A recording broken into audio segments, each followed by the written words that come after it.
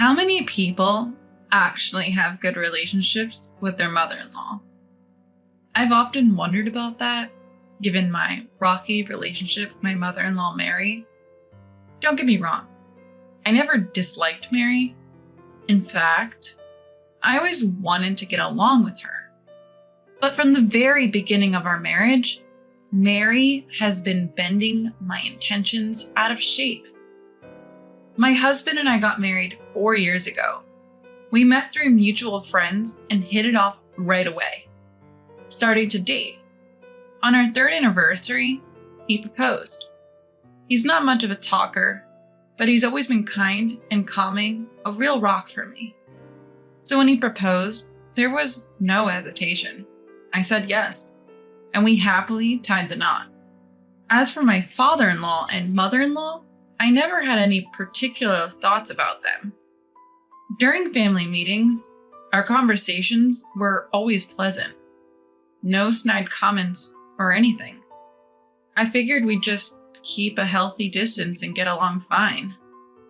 Then came our first Christmas after getting married, and that's when the drama started. At the time, I was pregnant with our daughter. While I wasn't showing much yet, I was trying to take it easy because it was my first pregnancy. But when we arrived at my in-laws' house for the holidays, Mary immediately put me to work preparing the Christmas dinner.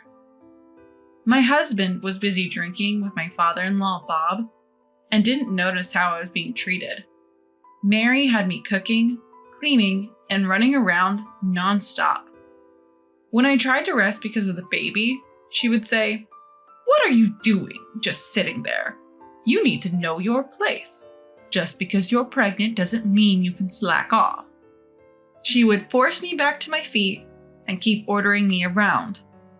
I followed all her instructions, yet the next set of orders came instantly. So much for relaxing during the holiday break. I never expected our first visit to the in-laws' house to be this exhausting. By the time we got back in the car, I was completely drained.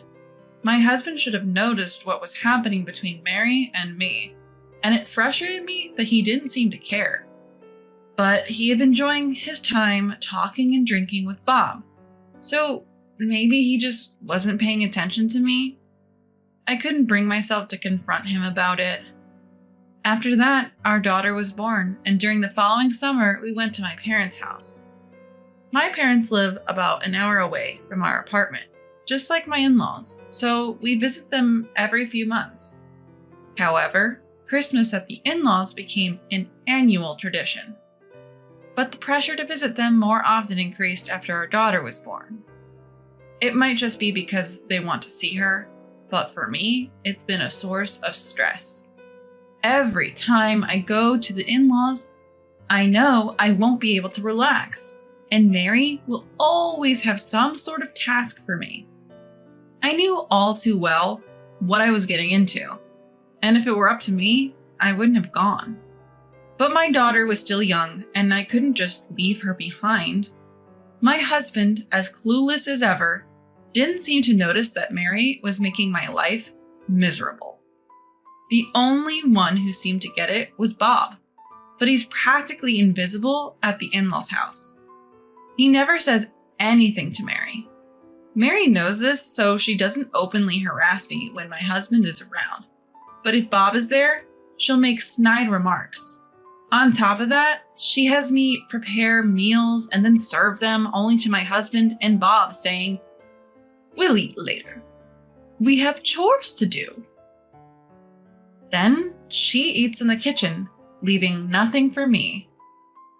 If a situation arises where we all have to sit at the table, she'll eat my portion of the side dishes and say, "Emma, you said you didn't like this, remember?" Saying so, she didn't get me a side dish. My husband will just genuinely look surprised and say, "Oh, you didn't like it?" I'm just genuinely surprised. Mary turns to him and says, "See, you have to keep track. Emma is so picky." Which is nonsense. I'm not particularly picky, and I generally eat what's given to me. But dealing with Mary's subtle harassment had started to feel tiresome. I'd only managed to eat one meal during a 2-night stay. Such things were commonplace. It had gotten so routine that I started bringing my own emergency snacks like sweetbread and cookies whenever I'd go to the in-laws' house. I would just eat them in the kitchen afterwards since no meal was prepared for me anyway. Seeing this, Mary says, "Isn't it a bit much to bring your own food? Shouldn't a daughter-in-law show some restraint?" She mocked me. But by then, I had learned to tune her out to some extent. Sure, it still irritated me, but I no longer felt like a failure as a daughter-in-law. This continued for several years after my daughter was born, and by the 5th year of our marriage, I was pregnant with our second child. We went to the in-laws' house for Christmas that year, as is customary. But for some reason, my husband was acting a bit strange this time. As soon as we arrived at the in-laws' house, Mary was on me as usual. "Emma, can you help with the Christmas dinner?" That's what I was told. Knowing that helping really meant doing it all myself, I simply said, "All right." Just then, my husband, who usually starts drinking with Bob right away, seemed to have been listening to our conversation. "No, Emma can sit. Mom, Emma is pregnant with our second child," he kindly said. Even so, when I tried to speak, my husband sharply snapped, "Just sit down," he yelled. I was shocked to see him so furious. It was unlike his usual calm demeanor. However, just as I was about to sit, Mary chimed in. "Look, things go faster when women handle these tasks. Emma helps me every month, so just sit down, okay? Come on, Emma." Unable to do anything else, I ended up being bossed around by Mary as usual. But today was different. My husband seemed off. As we headed to the kitchen, my husband followed. Upon arriving, he asked, "Mom, where's Emma going to sit? You're going to help too, right?" Mary quickly fetched a chair and set it in front of me, saying, "Here, sit down, Emma. You're pregnant after all." She was uncharacteristically kind. All the while, my husband just stood there, silently observing. Although he didn't interfere, he watched us intently. But Mary grew restless and tried to get my husband out of the room by suggesting, "Why don't you go have a drink with Dad?" My husband, however, didn't budge. Our daughter's fussing caught Mary's attention. "Listen, Betty's crying. Go soothe her." Finally, my husband left the kitchen. Immediately, Mary sighed and said, "Oh, I'm tired. Emma, just finish the rest yourself. Stand up. Pregnancy isn't an illness." She snatched the chair from me and sat down. But Mary's relief was short-lived. My husband returned carrying our daughter. Mary, caught off guard, tried to stand up and ended up falling with the chair. My husband glared at her. "Why are you sitting, Mom, while Emma is standing?" he said in a cold voice. Frantically, Mary answered, "Oh, my back just started hurting a bit. I just switched places for a second." She hurriedly returned the chair to me. Thanks to my husband's supervision, Mary actually helped with the Christmas dinner prep, and we finished in half the usual time. Still, my husband remarked, "This was much quicker than usual, even though you both should be working on this every year." He made such a mysterious comment. Mary, without replying, simply said, "I'm going to start preparing dinner. Why don't you go to the living room with Betty?" She tried to smile as she said this, but her son didn't budge an inch. Instead, he said, "Mom, why don't you want me in here? Is there something you're trying to hide?" Mary was clearly flustered, but managed to stammer, "No, not really." Then he sighed and said, "Call me if you need anything," and returned to the living room with our daughter. Once she confirmed he had left, Mary shot me a glare. "Did you say something to John?" I was equally surprised. I never thought my husband would behave like this. "I haven't said anything. I don't know what you're talking about." Exhaling a sigh, Mary said, "Fine, whatever. After dinner, you'll be cleaning upstairs. You know the drill. You do it every year." After that, I prepared dinner, and as usual, Mary served my husband, Bob, and herself first. But today was different. My husband insisted. We won't eat until Emma joins us, thwarting Mary's plan, so we all ended up eating together. He kept adding more side dishes to my plate. Emma, you're pregnant. You need to eat well. Usually Mary would give me less food, assuming I disliked certain dishes, but she couldn't intervene this time. Emma, are you sure you like that? You don't have to force yourself to eat. She tried to snatch the dish away from me. No, Emma eats what she's given. It's better for the baby if she doesn't have food preferences, my husband said, so Mary couldn't say anything more. After dinner, I usually do the dishes by myself, but this time my husband stepped in. I'll do it today, Emma. You sit down. He grabbed the dishes from me and headed to the kitchen. Seeing this, Mary whispered, Letting John do that. You're a failure of a daughter-in-law. Go clean the upstairs. That's what she said to me in a whisper. As much as I didn't want to share a space with Mary, I was about to head upstairs when my husband stopped me. Emma, where are you going? I didn't know how to respond, and before I could say anything, he seriously asked, Did Mom tell you to do something? No. Before I could say more, he took my hand and led me back to the living room. He looked angrier than I had ever seen him before. Then, in front of Mary and Bob, he began to speak. I misunderstood because Emma didn't say anything. I thought she was getting along with Mom. Mary looked shocked at his words. What have you been doing to Emma, Mom? He asked. Looking flustered, Mary responded. What are you talking about?